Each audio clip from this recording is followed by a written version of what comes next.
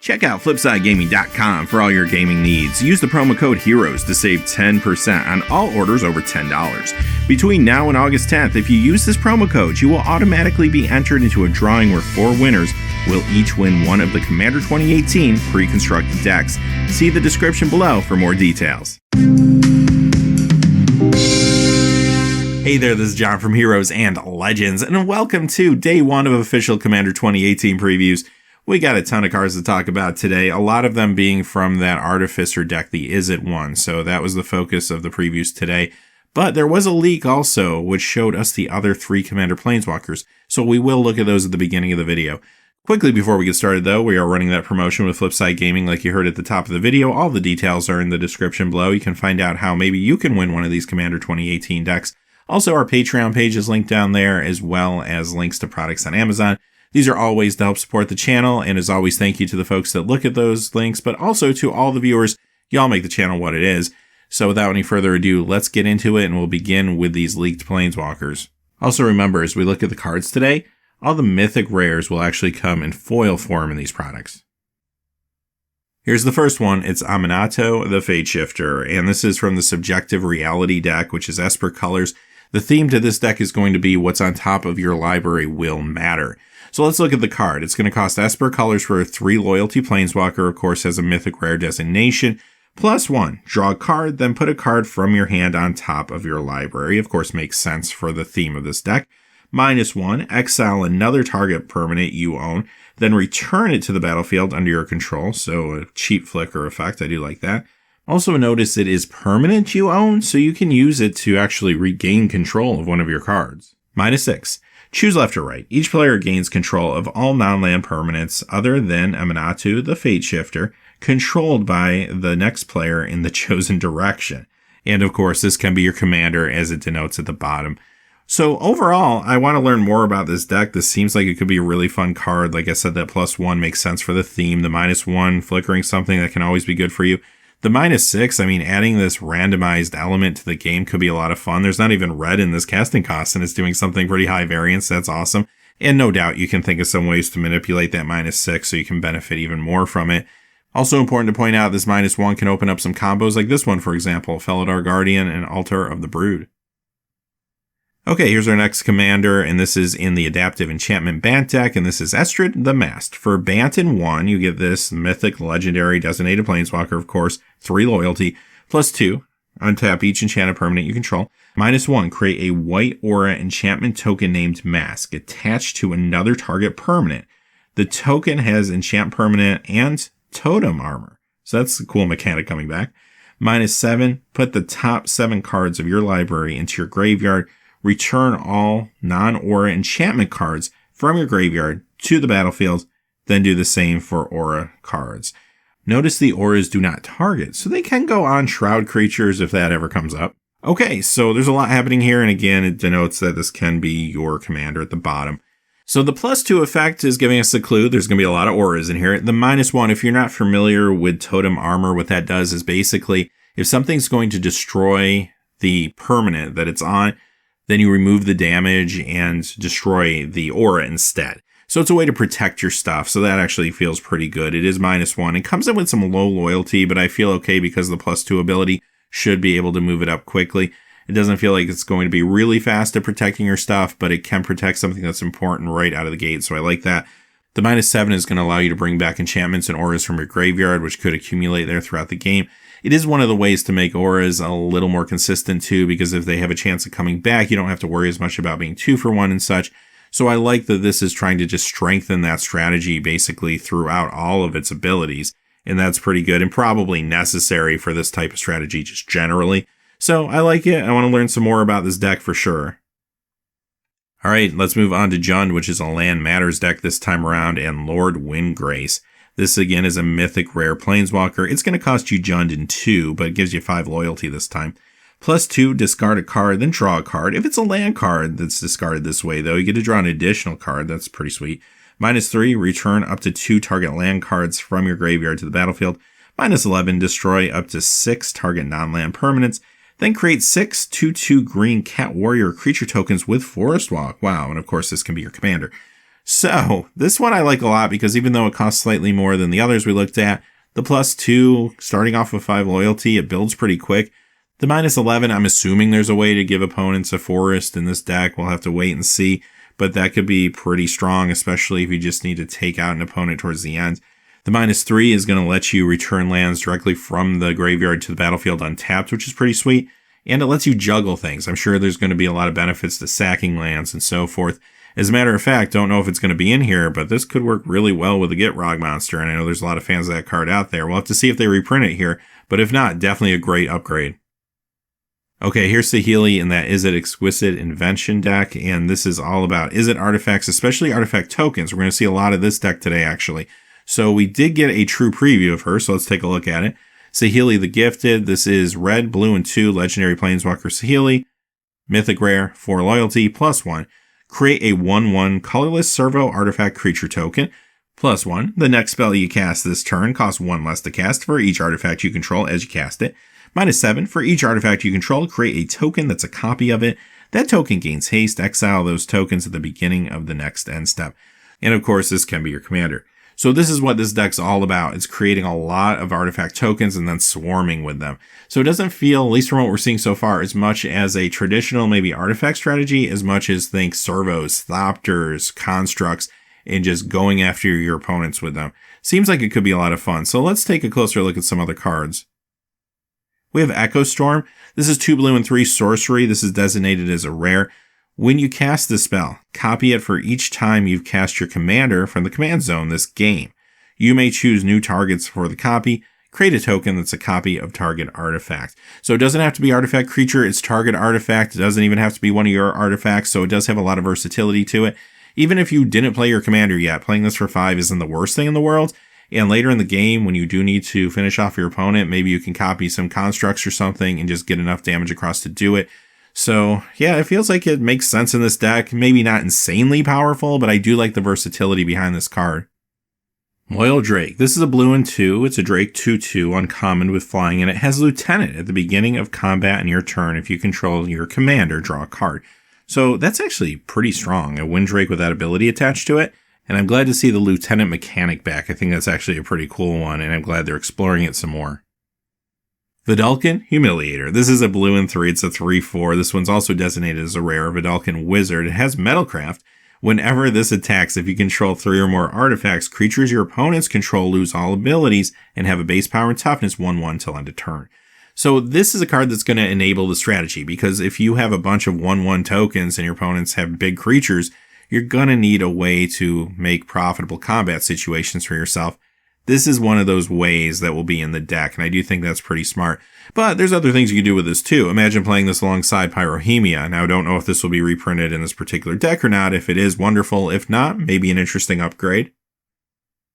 Healys Directive. I like this one a lot. 3 red and X. It's a sorcery, another rare. Improvise. Reveal the top X cards of your library. You may put any number of artifact cards with converted mana cost X or less from among them onto the battlefield. Then put all cards revealed this way that weren't put onto the battlefield into your graveyard. So it feels like a red artifact-centric Genesis wave, which is super sweet. It has Improvise, and also the cards you don't use go to the graveyard, which is always good. I like that better than being back in your deck or bottom of your deck. So this can be very powerful if you have a lot of targets, right? If you have a lot of artifacts and you play red in any commander deck, I'm probably going to run one of these because it's that awesome. Treasure Nabber. This is a red and 2 Goblin Rogue, and before I go any further, just look at that art. The Goblin stole the Soul Ring. That's awesome. This is a rare 3/2. Whenever an opponent taps an artifact for mana, gain control of that artifact until the end of your next turn. So there's always mana rocks, of course, in Commander, so this is going to make your opponent think about whether they should use those mana rocks or not. Sometimes they're going to calculate that it's worth the risk, giving you the extra mana, and they're going to do it. Other times they may just slow down their gameplay. So really, you still are allowing the opponent to make the decision whether they're going to do it or not, but it does put them in a situation where they're either slowing themselves down or giving you extra resources, and sometimes that's lose-lose. But ultimately, they are choosing what's going to be the least worst situation for them, so remember that. But also in multiplayer games, the whole political card can come into play sometimes, where sometimes maybe someone will decide that they want to help you out by giving you their Soul Ring or something like that for a turn. So this could be a lot of fun, actually. And remember, too, it isn't just necessarily about taking the items for a turn. You could also use like an ATOG style effect. You got Ravenous Intruder here, for example, where you could maybe sacrifice what you steal. But again, if you have this in play, your opponent's going to think twice about letting you have their stuff. Of course, because it doesn't go away till the end of your next turn, you could simply steal some stuff, then play this on your turn and sacrifice it and kind of get them. Enchanters Bane. This is a red and 1 enchantment rare. At the beginning of your end step, target enchantment deals damage equal to its converted mana cost to its controller, unless that player sacrifices it. So it's kind of cool that red has a way to interact with enchantments. You don't see that all the time. In this case, sure, it does give the player the option of either taking the damage or hanging on to the enchantment, so it isn't complete control or anything like that, but at least it's some influence. Keep in mind, though, if this is the only enchantment left on the battlefield, it has to target itself, so then you have to make that decision too. Farchild, Betrayer of Jaldor. This is a red and 2. It's a legendary creature human knight, so you could out of the box swap this as your commander if you want to. It's a rare 3/3. Whenever this deals combat damage to a player, that player creates that many 1/1 red survivor creature tokens. Survivors your opponents control can't block, and they can't attack you or a planeswalker you control. When this leaves the battlefield, gain control of all survivors. So, okay, first I need to point out leaves the battlefield. So not dies. I mean, you can exile this, flicker it, you can bounce it, whatever happens, you actually get to take those survivors. And again, this is a great way to give your opponents items to attack each other with, but it can't really hurt you. I always love those kind of effects. Kind of fun if you have a light pillow fort strategy as well or something like that. But regardless, if this goes away, then you also get those things to use to beat down your opponent and go super wide later. I also have to point out that when this art was previewed, I made the comment that it appears this would be some sort of knight or paladin that would perhaps be in the Izzet Artificer deck. And I'll tell you, I got a lot of people that strongly disagreed with me that they would put a knight in an Izzet deck. I'm not one to say, I told you so, so I won't say it. We'll just leave it right there. Alright, Brutaclad, Telchor, Engineer. This is going to cost a red, a blue, and 4. This one is a legendary artifact creature Artificer designated as a mythic for 4. So again, you could swap this out as your commander right out of the box if you want to. Creature tokens you control have haste. At the beginning of your combat on your turn, create a 2/1 blue mirror artifact creature token. Then you may choose a token you control. If you do, each other token you control becomes a copy of that token. Okay, first off, I like the size here. It's a 4/4. It's bigger than some of the other creatures we've been seeing in this deck so far. Also, this ability doesn't end at end of turn. So you get the token, and it doesn't go away or anything like that. You get to decide to turn all your tokens into your best type of token, and that doesn't change either until you get back to your next combat phase and decide to do it again. There's also some nice versatility here because you can turn your servos into Thopters, let them fly, or you can turn your Thopters into constructs if you just need defense or some ground pounders. So I really like what this card does in this deck, and if you want to have more of a token focus, you could make this commander maybe play something like Mechanized Production. I don't really think they're going to reprint this card within this deck. We'll find out soon enough, I suppose. But if not, another potential upgrade card. Tawnos, Urza's Apprentice. I like that we got a Tawnos card here. So it's going to cost a red and blue. It's a 1/3. This is a legendary creature human artificer mythic rare. So again, you can make this your commander if you choose to out of the box. It has haste, and if you pay red and blue and tap, copy target activated or triggered ability you control from an artifact source. You may choose new targets for the copy, and mana abilities can't be targeted, unfortunately, right? So anyway, okay, I'll say this. Sometimes I like cheap commanders because you can cast them early, you can cast them often. Maybe they're not always as powerful as some of the other like legendaries we saw even in this deck. But if you're all in on the plan to utilize artifact activated abilities to your benefit, then maybe this is the direction you go. Now, we don't, again, know exactly what's in the deck, if there's enough ways to make this great or not. But if there's not, you can always upgrade and kind of weigh the deck into that direction a little more if you want to, and it could be kind of fun. And one other thing, if you can find a way to untap this that could exploit the power a little more anyway, like a Freed from the Real, for example. Coveted Jewel. This one costs 6 as an artifact rare, and when this enters the battlefield, draw 3 cards. Tap, add 3 mana of any one color. So first off, that's kind of cool. It's like a Gilded Lotus that also lets you Ancestral Recall for 6. Not bad. Whenever one or more creatures an opponent controls attack you and aren't blocked, that player draws 3 cards and gains control of this and gets to untap it. So it could get passed around the table a little bit. If you're playing maybe a Pillow Fort strategy, then perhaps you can hang on to it. Unless you want to give it to someone, again, you can play the political card here. That could be interesting. So you could set up situations where you allow somebody to take it sometimes. But regardless, I do think there's enough value here for people to pay attention to this card. Drawing 3 and being able to tap it for 3 of any color is pretty awesome for 6 mana. I could see this being run in a lot of Commander decks going forward in the future. And hey, if it gets passed around the table, it gets passed around the table. It seems like that could lead to some fun gameplay too at times. And also, maybe you can use that to your advantage with a card like Zedru, for example. It could be kind of fun, just another thing to give away. Infinite Atlas. This one comes to us from a French language preview. And this costs 2. It's an artifact. You can pay 2, tap, draw a card. Activate this ability only if you control at least 3 lands with the same name. This one is designated as a rare. So this will be especially good in decks that are running a lot of basic lands, like 1 or 2 color decks especially. But it's a really discounted tome, so there's nothing wrong with that. I could see, again, a lot of Commander decks wanting to run something like this in the future. Geo Golem. This costs 5. It's a 5/3 artifact creature golem, an uncommon. Trample, and when this deals combat damage to a player, you may cast your commander from the command zone without paying its mana costs. But you still have to pay any additional costs, which does include the commander tax. So keep that in mind. But regardless, this is still a really good deal. The trample in 5/3 means especially early in the game, you probably will be able to get it across through somebody's defense. And if you can play like a really expensive commander early, that could be a big deal. And just off the top of my head, I don't know, the Dragon, but you can probably think of a million expensive commanders that you might want to get out early with something like this. A strategy, maybe not for all decks, but I could see a lot of decks wanting to run something like this. Okay, here's the card that gave me a lot of clues to what kind of tokens I can expect in the deck. Retrofit Our Foundry. This costs 1, it's an artifact rare. Pay 3 to untap it. Pay 2 and tap, create a 1/1 colorless servo artifact creature token. Pay 1 and tap, sacrifice a servo, create a 1/1 colorless Thopter artifact creature token with flying. Tap, sacrifice a Thopter, create a 4/4 colorless construct artifact creature token. So it feels a little bit like Trading Post with a artifact token theme to it.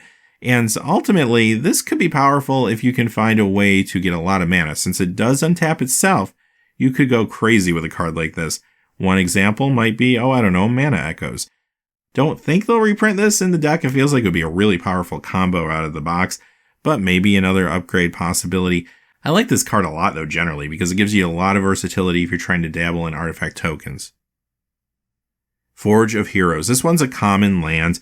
You can tap for a colorless mana, tap, choose target commander that entered the battlefield this turn, put a +1/+1 counter on it if it's a creature, and a loyalty counter on it if it's a planeswalker. Notice it is any commander, so you can play politics with this card too, sometimes use it for an opponent's benefit. So this is kind of sweet because it's a common, which means you'll probably see it in a lot of the decks, maybe even all 4.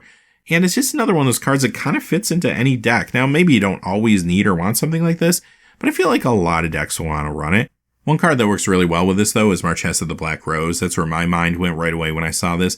But there's a lot of other things you can do, too. Kytheon, for example, a lot of value here. Just a lot of different avenues with this card. Thopter Spy Network. So this is a reprint, of course. Not an expensive reprint, necessarily. You can usually pick these up for around $1. It was in Magic Origins. But this is a perfect card for this particular deck. And it's a really fun card just generally. I kind of like this reprint here. Chaos Warp's back again. Now, this is a reprint, of course. We've seen it in a lot of these Commander products. Not an expensive card. Usually run you $2 or $3 if you're trying to pick these up. But I do like it here. I mean, it's cheap. It's instant speed. It does have some high variance attached to it, but it can be fun sometimes. And it can deal with problems that a lot of times Red can't deal with, like enchantments, for example, again. All right, with that being said, that is what we know so far. So as the week goes on, we're going to learn more about these decks and get a look at some of the new cards as well as reprints. We'll continue to report them out to you. But until next time, hey, thanks for watching. Please remember to like and subscribe and have a great day. Hey, thanks for watching. This video is made possible by the generous support of viewers like you on Patreon. Check out the description below for links to our Patreon page as well as our Amazon affiliate store, where a small percentage of all sales will also help support the channel. Finally, if you haven't had a chance yet to subscribe, hit that subscribe button so you don't miss any new videos on Heroes and Legends. Talk to you again soon, and have a great day.